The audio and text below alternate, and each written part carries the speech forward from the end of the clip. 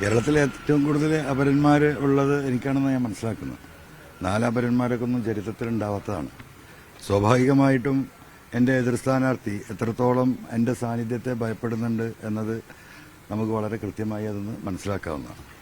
പക്ഷേ ജനങ്ങളെ അങ്ങനെ വിഡ്ഢികളാക്കാൻ കഴിയും എന്ന് ഞാൻ കരുതുന്നില്ല. ബേപ്പൂരിലെ ജനങ്ങൾ അത്ര മോശമാണ്, വിവരമില്ലാത്തവരാണ് എന്ന് അദ്ദേഹം ധരിച്ചിട്ടുണ്ടെങ്കിൽ അത് ജനങ്ങളത് തിരുത്തുക തന്നെ ചെയ്യും.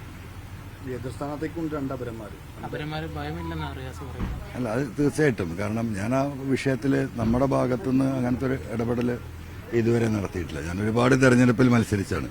ജനാധിപത്യത്തിൽ വളഞ്ഞ വഴി ഉപയോഗിച്ചിട്ടല്ല ജയിച്ചു കയറേണ്ടത്. അത് സത്യസന്ധമായിട്ടുള്ള രാഷ്ട്രീയ പോരാട്ടം നടത്തിയിട്ടാണ് ജയിച്ചു കയറേണ്ടതെന്ന് വിശ്വസിക്കുന്ന ആളാണ്. അല്ല, അത് തീർച്ചയായിട്ടും അപരന്മാരെ ഭയമില്ല എന്ന് പറയുമ്പോൾ പിന്നെ എന്തിനാ അദ്ദേഹം നാല് സ്ഥാനാർത്ഥികളെ അദ്ദേഹം നിർത്തിയിട്ടുള്ളത്? ഇവിടെ അപരന്മാരൊന്നുമല്ല ഇവിടുത്തെ യഥാർത്ഥ പ്രശ്നം. നിങ്ങൾക്കറിയാം, ഇന്ന് മുഖ്യമന്ത്രി കഴിഞ്ഞ കുറച്ച് ദിവസങ്ങളായി നടത്തിക്കൊണ്ടിരിക്കുന്ന പ്രസ്താവനകൾ കേരളം ചർച്ച ചെയ്യുകയാണ്. മിനിഞ്ഞാന്ന് അദ്ദേഹം പറഞ്ഞത് ജി സുധാകരനെ കുറിച്ച് ചെറ്റയെന്നാണ്. ഇതിന്റെ മുമ്പ് ഇവിടെ ബഹുമാനായ താമരശ്ശേരി ബിഷപ്പിനെ കുറിച്ച് അദ്ദേഹം പറഞ്ഞത് നികൃഷ്ടജീവി എന്നാണ്. കൊല്ലം MP കുറിച്ച് പറഞ്ഞത് എന്തായിരുന്നു? പരനാറി പ്രയോഗമാണ് അദ്ദേഹം പ്രയോഗിച്ചത്.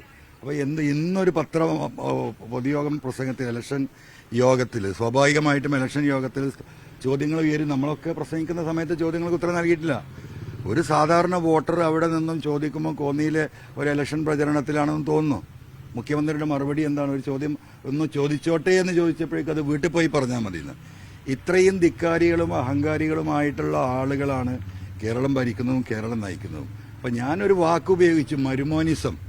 അതൊരു വലിയ പാതകമായിട്ട് മുഹമ്മദ് റിയാസും അദ്ദേഹത്തിന്റെ ടീമും കൊണ്ടു നടക്കുകയാണ്.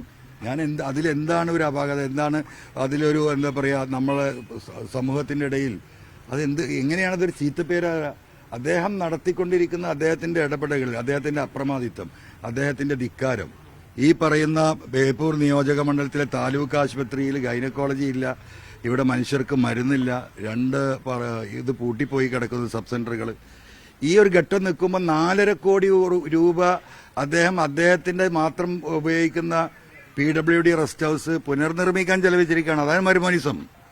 ആ രീതിയിൽ 5 പൈസ ഇല്ല എന്ന് പറയുമ്പോൾ 25 കോടി രൂപയാണ് ബേപ്പൂരിലെ ഫെസ്റ്റ് എന്ന പേരിൽ അദ്ദേഹം നടത്തിക്കൊണ്ടിരിക്കുന്ന കൊള്ളകൾ.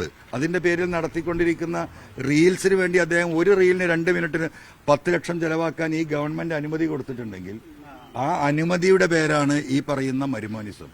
അപ്പം ഞാനത് രാഷ്ട്രീയമായിട്ട് പറയുമ്പോൾ എന്നെ വ്യക്തിഹത്യ നടത്തുകയും നാട്ടിലുള്ള ഏറ്റവും ഉത്തരവാദിത്തപ്പെട്ട ബഹുമാന്യരായ വ്യക്തികളെ ചെറ്റയെന്നും പരനാറിയെന്നും അപരിഷ്കൃതനെന്നൊക്കെ മുഖ്യമന്ത്രിക്ക് വിളിക്കാമെങ്കിൽ അത് കേരളം വിലയിരുത്തട്ടെ. എനിക്കതിനെക്കുറിച്ച് അത്രേ പറയാനുള്ളൂ. അപരന്മാരെ ഭയമുണ്ടോ? അപരന്മാരെന്തിനു ഭയക്കുന്നു? ജനങ്ങൾ അത്ര ബോധമില്ലാത്തവരാണ് എന്ന് മുഹമ്മദ് റിയാസ് ബേപ്പൂരിലെ ജനങ്ങളെ കുറിച്ച് വിചാരിച്ചിട്ടുണ്ടെങ്കിൽ ജനങ്ങളത് തിരുത്തും. നമ്മുടെ പ്രവർത്തകർ വീട് കയറി ഇറങ്ങിയിട്ട് PV അൻവർ ഏതാണ്, എങ്ങനെയാണ് വോട്ട് ചെയ്യേണ്ടതെന്ന് അവരെ പഠിപ്പിക്കും. അതിൽ ഞങ്ങൾക്ക് യാതൊരു ഭയവുമില്ല. ഈ നോമിനേഷൻ പ്രക്രിയ കഴിഞ്ഞാൽ പിന്നെ അടുത്ത ചിഹ്നം അനുവദിക്കാണ്. പ്രിഫറൻസ് പറഞ്ഞിട്ടുണ്ടോ? നേരത്തെയുള്ള ചിഹ്നത്തിന് അല്ല, ചിഹ്നം നമ്മൾ പ്രിഫറൻസ് കൊടുക്കാനേ പറ്റൂ. അത് തീരുമാനിച്ചു തരുന്നത് ഇലക്ഷൻ കമ്മീഷനാണ്. നമ്മൾ പ്രിഫറൻസ് കൊടുത്തിരിക്കുന്നത് ഒന്ന് ബക്കറ്റും ഒന്ന് ടിപ്പർ ലോറിയാണ്. അതിലേതാണ് പ്രിഫറൻസ് തരിക എന്ന് നമുക്കറിയില്ല. കാരണം ഈ ചിഹ്നത്തിന്റെ ഒരു ഏറ്റവും വലിയ പ്രശ്നം എന്ന് വെച്ചാൽ ചിഹ്നം വളരെ ഒരു 1/2 ഇഞ്ച് ഗ്യാപ്പിൽ ഒരു ചിത്രമാണ്. അത് തെളിഞ്ഞു കാണുന്ന ചിത്രമേ നമുക്ക് ഇഷ്ടപ്പെട്ട ചിത്രങ്ങൾ കൊടുക്കാൻ കഴിയില്ല. ആളുകൾക്ക് പെട്ടെന്ന് മനസ്സിലാക്കാൻ കഴിയില്ല.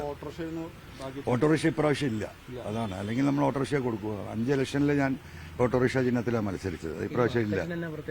അല്ല, ബക്കറ്റ് അത് ക്ലിയറാണ്, വളരെ ക്ലിയർ ആയിട്ടുള്ള, നമ്മളത് ക്ലാരിറ്റിയാണ് നോക്കുന്നത്. പോളിംഗ് മെഷീനിൽ വരുന്ന വോട്ടർക്ക് പെട്ടെന്ന് ഐഡന്റിഫൈ ചെയ്യാൻ കഴിയുന്നത് എന്ന നിലക്കാണ് അതിനെ പ്രിഫർ ചെയ്തിട്ടുള്ളത്.